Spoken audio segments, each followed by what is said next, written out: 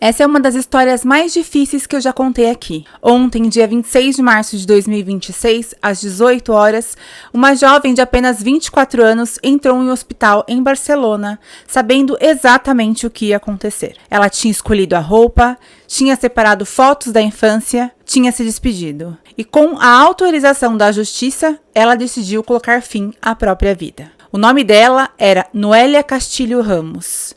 Mas antes que você tire qualquer conclusão, você precisa entender como tudo aconteceu. Oi, gente, meu nome é Vanessa Mariano e no Histórias Impressionantes de hoje, vamos conhecer a história de Noélia Castilho Ramos. Gente, essa história que eu vou contar pra vocês agora tem um tema muito sensível. Pra mim é um tema que me fez ficar mal, me fez chorar. E eu ainda não compreendo bem. Essa história é muito recente, o desfecho dela, ou seja, a eutanásia, foi feita ontem, dia 26 de março de 2026. Então eu confesso que estou bastante impactada, até um pouco abalada com isso, mas eu vou contar aqui da forma mais respeitosa possível como tudo aconteceu. Noélia Castilho Ramos nasceu nos anos 2000 em Barcelona, na Espanha. Ela é filha de Jerônimo Castilho e Yolanda Ramos. Noélia cresceu ao lado da irmã Sheila, que tinha a idade próxima à dela, e de uma irmã mais velha, que o nome não foi divulgado. Porém, com o passar dos anos, aquilo que parecia um lar começou a mudar. O ambiente familiar que antes era comum foi se tornando cada vez mais pesado, mais instável, mais difícil de suportar. E essa transformação silenciosa marcaria o início de tudo o que viria depois. Na infância, os verões na casa da avó eram descritos por Noélia como um verdadeiro refúgio emocional.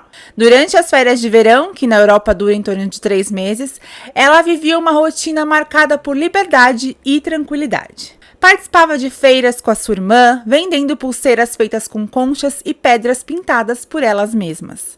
As noites terminavam no terraço da casa da avó, onde elas jantavam ao ar livre. Lá elas davam muitas risadas, tudo parecia seguro, tudo parecia em paz. Essas lembranças ficaram marcadas como os raros momentos em que ela realmente se sentia bem. Se sentia acolhida, se sentia protegida. E o vínculo com a sua avó não era apenas carinho, era refúgio. Um dos pilares emocionais mais fortes de toda a sua vida.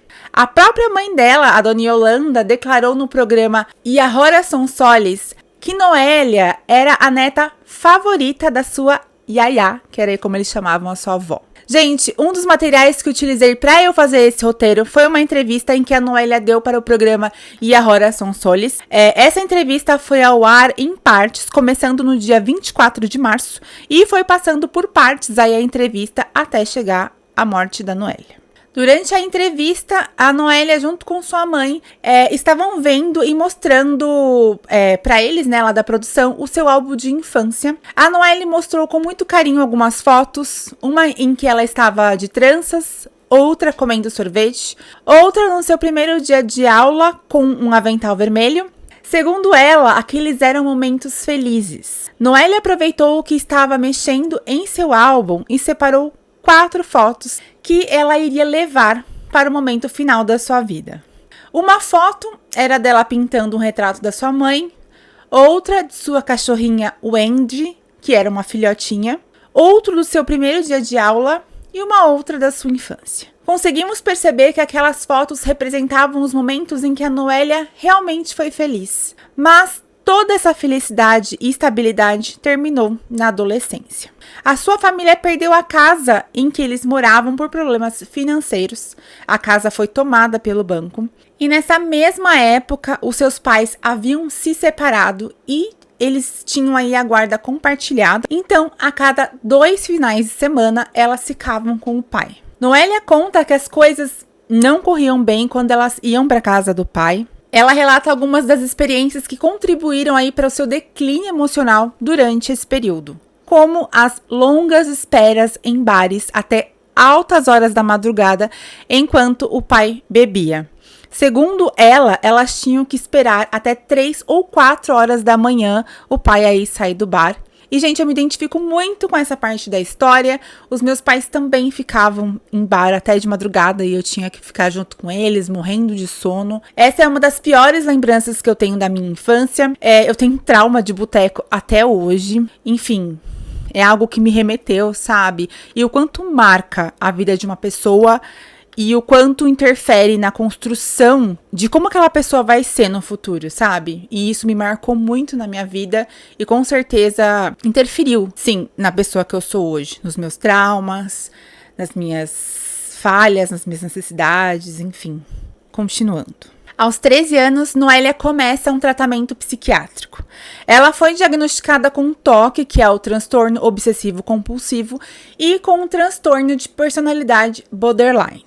Sabemos que essas doenças podem impactar profundamente a construção da vida de uma pessoa, nos relacionamentos, na carreira, na autoestima e nas decisões diárias. O transtorno obsessivo-compulsivo, ou TOC, como é conhecido, é caracterizado pela presença de obsessões e compulsões. As obsessões se manifestam como pensamentos invasivos, repetitivos e angustiantes que surgem de forma insistente e provocam imenso desconforto emocional.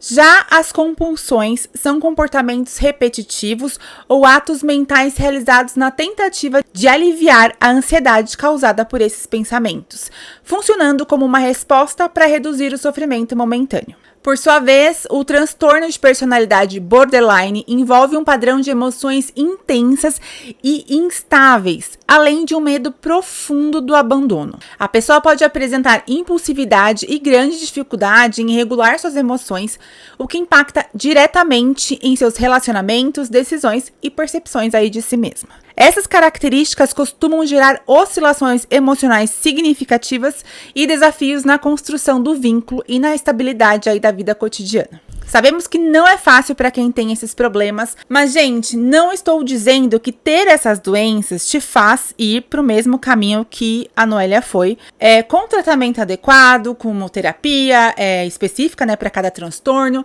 e quando necessário o uso de medicação, é possível melhorar significativamente a qualidade de vida. A pessoa pode aprender a controlar melhor as suas emoções, a identificar gatilhos, fortalecer os seus relacionamentos e construir uma vida profissional mais estável.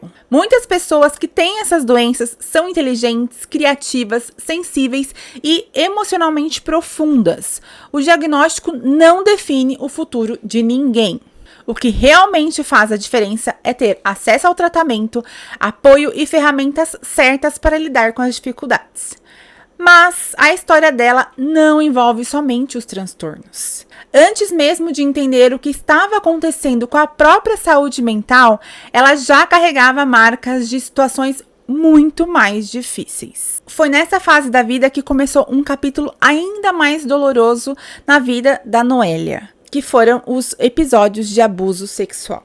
Experiências que mais tarde ela mesma reconheceu como momentos que mudaram completamente o rumo da sua história. E nessa parte, gente, realmente fica bem confuso a história.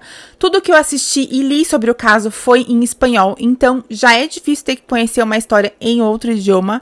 Mas também a própria Noélia não conta detalhes, mas aí do que eu consegui apurar e entender a história foi mais ou menos o seguinte. O primeiro abuso teria ocorrido dentro de um relacionamento amoroso.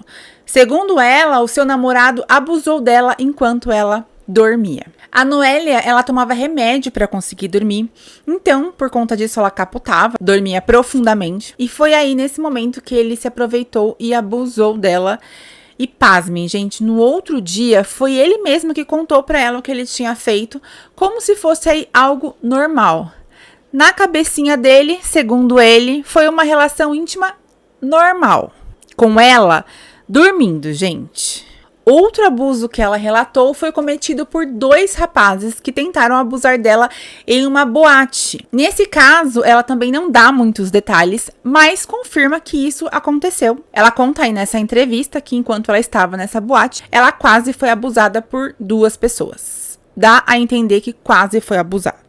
Nesse caso, ela também não dá muitos detalhes, mas confirma que isso aconteceu. Por fim, ela relatou um estupro coletivo, cometido por 3 rapazes ao mesmo tempo. Ela também não deu detalhes sobre isso, mas o que se sabe sobre o caso foi descrito pelos representantes do seu pai no processo que ele entrou para que ela não cometesse a eutanásia. Nesse processo, eles dizem que na época dos fatos, no ano de 2022, a Noélia ela estava vivendo em um centro de acolhimento. Gente, é bem confuso, mas o que eu consegui apurar é que os pais da Noélia chegaram a perder a guarda dela, então ela vivia entrando e saindo de centros de acolhimento. Ela conta que ela e a irmã ficavam nesse centro, mas por conta da idade elas não ficavam juntas, e sempre que elas podiam e sempre que eles deixavam, ela ia lá ficar com a irmã na sessão, na ala lá que a irmã dela ficava. Falando sobre abusos durante esse período, a Direção-Geral de Prevenção e Proteção da Infância e Adolescência da Espanha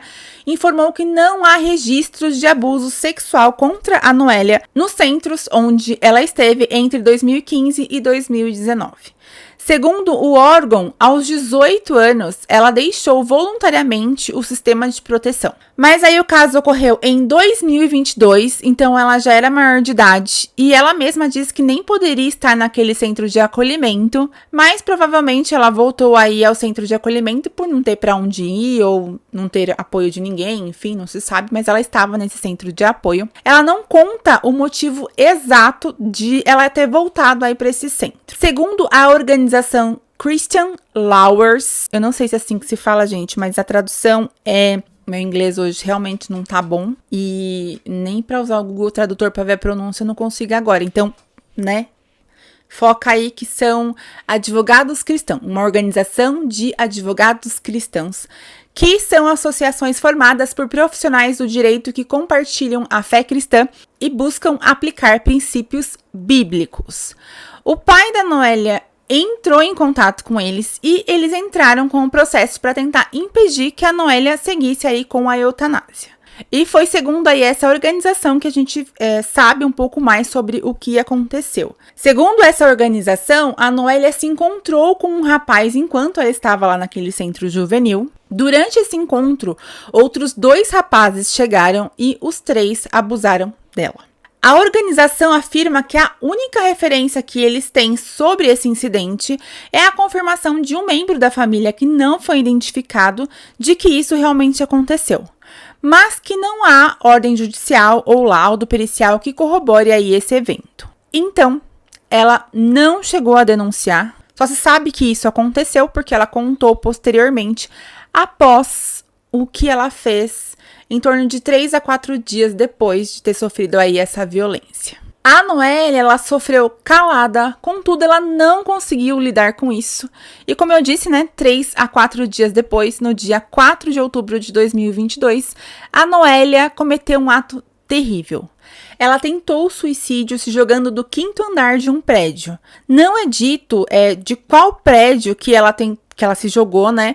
Eu acredito que seja o prédio da instituição que ela estava, mas não é dito aonde ela estava, que prédio que era, mas ela aí, infelizmente, cometeu esse ato contra si. Ela se jogou do 5º andar, gente. Mas, assim, por um milagre, nem sei se eu posso dizer como uma coisa boa, ela sobreviveu. Porém, ela ficou paraplégica e passou a usar cadeira de rodas. Com o tempo, ela recuperou parte dos movimentos das pernas, porém, elas eram muito fracas e sensíveis. Segundo os seus relatos, a partir daí, sua vida se tornou ainda mais difícil. Ela passou a conviver com dores constantes nas costas e nas pernas, sofrimento psicológico intenso e ausência de perspectiva. Segundo ela não tinha vontade de nada, dormir era muito difícil, todos os dias eram horríveis e dolorosos. Diante disso, longe aí de reverter essa sua situação, em 10 de abril de 2024, Noélia solicitou formalmente a eutanásia à Comissão de Garantia e Avaliação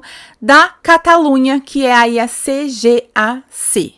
Gente, a eutanásia na Espanha passou a ser legal em 25 de junho de 2021, com a aprovação da Lei Orgânica 3/2021. O país passou a reconhecer a morte assistida como um direito ligado à dignidade humana. Antes disso, qualquer auxílio para morrer era considerado um crime. Essa mudança representou um marco histórico ao admitir que em situações de sofrimento extremo, o direito à vida pode incluir o direito de decidir sobre o seu próprio fim. A legislação prevê duas modalidades: a eutanásia direta, que é quando o profissional de saúde administra as substâncias que vão tirar a vida, né? E o suicídio assistido, que é quando o próprio paciente faz aí o uso da substância, ele mesmo usa, né, as medicações, enfim, mas ele é assistido aí por uma equipe médica. Para ter acesso a esse procedimento, é necessário ser maior de idade, possuir nacionalidade ou residência legal na Espanha, estar em plena capacidade mental, apresentar doença grave e incurável ou condição crônica impactante que cause sofrimento físico ou psíquico intolerável e sem perspectiva de melhora. O processo envolve pedidos formais, avaliações médicas independentes e a aprovação de uma comissão que garante aí essa avaliação. O paciente, gente, pode desistir a qualquer momento de todas essas etapas que ele vai ter que passar. E, gente, desde que essa lei passou a vigorar lá na Espanha, desde 2021, né, centenas de solicitações são registradas anualmente, principalmente de pacientes com câncer avançado, doenças neurodegenerativas ou condições aí irreversíveis. A aprovação dessa lei gerou um intenso debate social. Os defensores, né, da lei a consideram um avanço em termos de autonomia e morte digna. Já os críticos, né, apontam preocupações éticas e o risco de pressão sobre pessoas vulneráveis, além de questionamentos sobre a inclusão do sofrimento psicológico como um critério. Então, a eutanásia na Espanha permanece como um tema sensível envolvendo aspectos médicos, jurídicos e reflexões profundas sobre dignidade, liberdade individual e os limites da atuação do Estado na vida humana. Gente, esse é um tema realmente muito sensível, tanto para nós aqui que não temos essa lei, né, aqui no Brasil é proibido, quanto, né, em países que já estão aí liberando ou estudando a possibilidade de liberar. É um assunto muito, muito complicado. Deixa aqui nos comentários a sua opinião.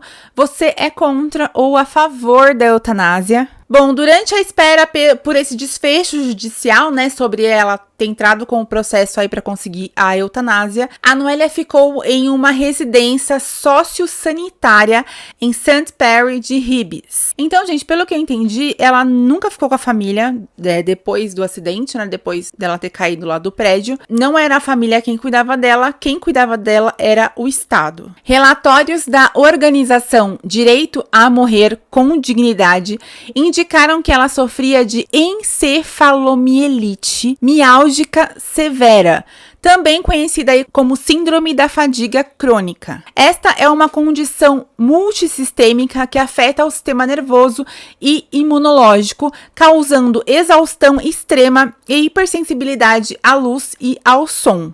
A Noélia, ela vivia em um quarto escuro e usava protetores auditivos permanentemente. Em casos severos, especialistas comparam a qualidade de vida dos portadores dessa doença à de pacientes com câncer terminal. Mesmo tendo um transtorno de borderline, os tribunais concluíram que Noélia tinha sim capacidade para decidir de forma livre e autônoma sobre o fim da sua vida. Em 18 de julho de 2024, o seu pedido foi aceito por unanimidade. Mas, na véspera do procedimento, que seria em 1º de agosto de 2024, o Tribunal Administrativo de Barcelona suspendeu a eutanásia. Então, gente, isso já era para ter ocorrido lá em 2024, mas acabou aí não acontecendo por um pedido aí do pai da Noélia.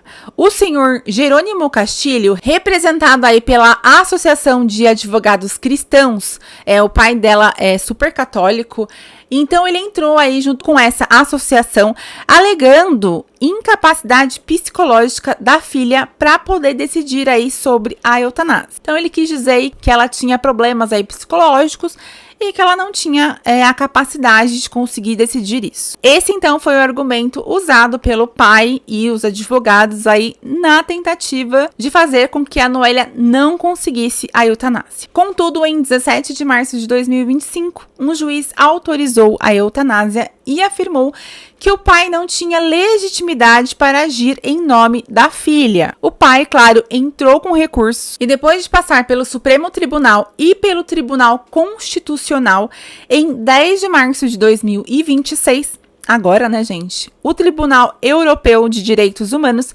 rejeitou as medidas cautelares para interromper aí o processo de eutanásia. Com essa decisão, né, favorável aí à vontade da Noélia, ela decidiu que o seu fim seria no dia 26 de março de 2026. Como eu disse anteriormente, ela deu uma entrevista para o programa Iahora Sansoles no canal Antena 3. Quem quiser assistir, tem essa entrevista no YouTube, mas infelizmente só tem em espanhol e a tradução automática do YouTube só traduz para o inglês, mas mesmo assim dá para entender a entrevista e ver aí a serenidade que a Noélia demonstrava aí durante a entrevista, falando aí sobre os seus últimos dias de vida e todo esse processo, enfim. Em suas últimas declarações, ela diz: "Quero morrer bonita, vou vestir meu vestido mais bonito." E ela declarou se sentir em paz. Já sobre o seu pai, ela diz: "Não entendo porque ele me quer viva se ele nem liga para mim."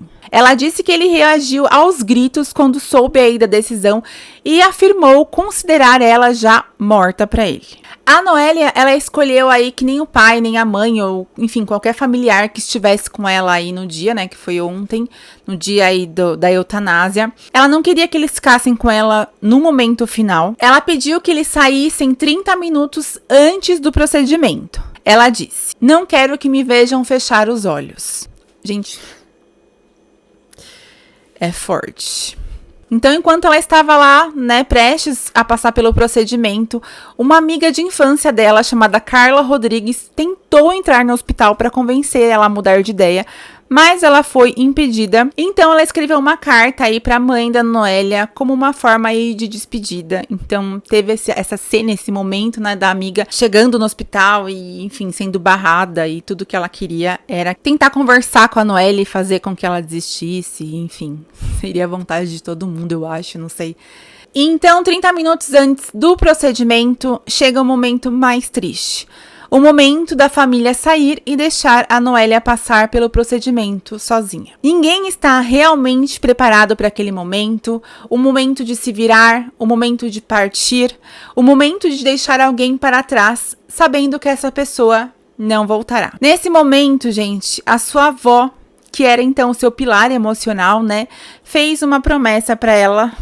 Ai, gente, até me trava. Ali no momento de se despedir, a sua avó virou para ela e fez uma promessa. Ela disse: "Um dia estaremos juntas, não vai demorar muito."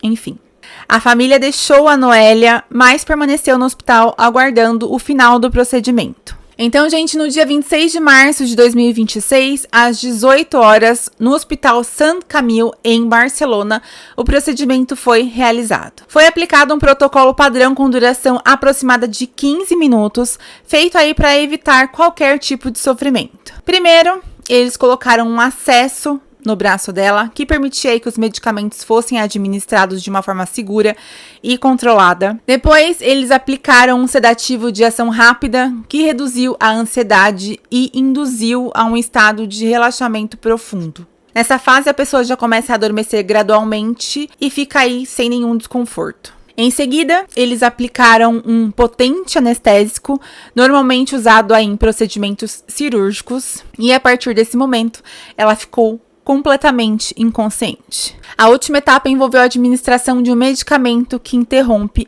a respiração. Mas como ela já estava aí sob anestesia profunda, esse procedimento não gerou sensação de sufocamento ou sofrimento, enfim. A morte ocorreu de uma forma rápida e controlada. Após aí quase 2 anos de espera, o protocolo foi finalizado e Noélia Castilho Ramos deixou de viver.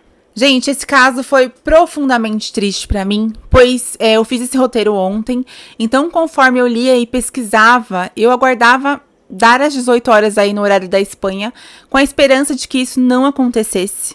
Eu meio que soube em tempo real quando aconteceu. Eu estava, né, com o roteiro em andamento, sem saber ainda o final, se o final seria aquele mesmo. E foi. Gente, eu senti tanto, eu não sei explicar, mas assim, uma sensação de que eu queria ter feito algo, sabe? Enfim. O caso reacendeu debates na Espanha sobre sofrimento psicológico, autonomia e limites éticos da lei da eutanásia. No Brasil, a eutanásia é proibida e pode ser considerada um crime. O Conselho Federal de Medicina permite apenas a ortotanásia. A ortotanásia, gente, é a decisão de não prolongar artificialmente a vida de uma pessoa com doenças graves ou sem chances aí de cura, permitindo que a morte aconteça de uma forma natural, mas sempre com cuidados para garantir conforto e dignidade. Ou seja, não se acelera a morte, nem se provoca o fim da vida. Apenas evitam tratamentos invasivos que aumentariam aí esse sofrimento, mantendo somente os cuidados paliativos, como controle da dor, apoio médico e suporte emocional. Ou seja, você pode não querer mais tratamentos que só te mantêm vivo, mas sem chances aí de cura e que só aumentam aí o seu sofrimento. No Brasil, um caso ficou muito conhecido, que foi o caso da Caroline Arruda. Isso aconteceu em 2024. A Caroline, ela expôs a sua realidade marcada por dor extrema e persistente. Ela foi diagnosticada com neuralgia do trigêmeo, que é uma condição neurológica que provoca dores incapacitantes no rosto. Ela passou anos buscando tratamento, submetendo-se a cirurgias, medicamentos fortes e diferentes abordagens médicas, mas o sofrimento continuou constante e sem alívio duradouro. Essa doença, né, gente, é conhecida como a pior dor do mundo.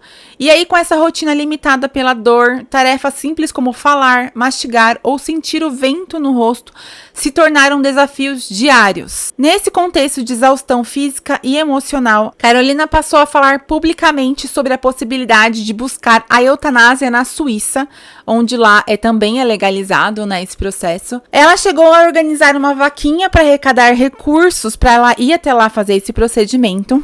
A sua decisão de tornar esse desejo público abriu um debate intenso nas redes sociais e na imprensa, dividindo aí opiniões entre aqueles que defendem o direito à autonomia, né, diante do sofrimento extremo, e os que levantam questionamentos éticos e legais. Mais do que um caso individual, a trajetória de Carolina trouxe à tona discussões profundas sobre dor crônica, limites da medicina, dignidade e o direito de escolha no fim da sua vida. Sua história se tornou símbolo de um debate que vai além da legislação. Trata-se de compreender até que ponto o sofrimento pode redefinir a forma como alguém enxerga a própria existência. A Carolina, ela documenta tudo no seu TikTok e, pelo que eu acompanho, ela continua aí tentando inúmeros tratamentos e cirurgias em busca de melhorar aí a sua qualidade de vida. Esperamos que isso nunca aconteça e que ela nunca decida aí pelo mesmo fim que a Noélia teve. Gente, o que vocês acham disso tudo? Vocês são a favor da pessoa ter o direito de escolher o seu fim diante aí de uma vida de sofrimento?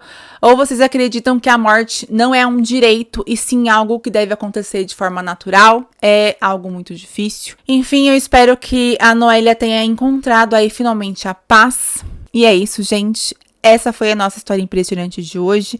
Eu espero que vocês tenham gostado da forma como eu contei essa história. Um beijo